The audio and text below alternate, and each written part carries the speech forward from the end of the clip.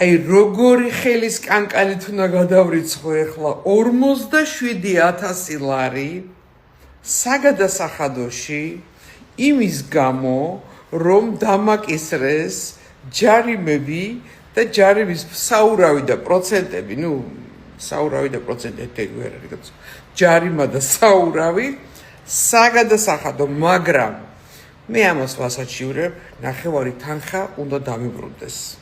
ის რაც ჩემი ვალია, იმას გადავიხდი, მაგრამ აი ეს ჯარიმა და ეს პროცენტები მაგიჟებს.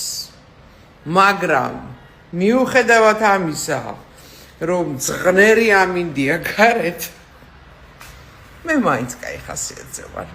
არა, არ გეკონოთ, რომ ეს მთავრობამ დამსაჯა რაღაცის გამო ეს ამბავი წელიწად ნახევრის წინ დაიწყო და დავაში ვარ, დავაში.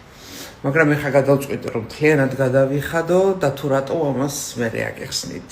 ნეტა რა მიხარია, 2 აგური უნდა მიჭიროს ხელში იმ ფონზე, რომ ამხელა თანხას მახევს საგადასახადო, მაგრამ ფული რა, ფული ხო ხელი ჭვიჭყია.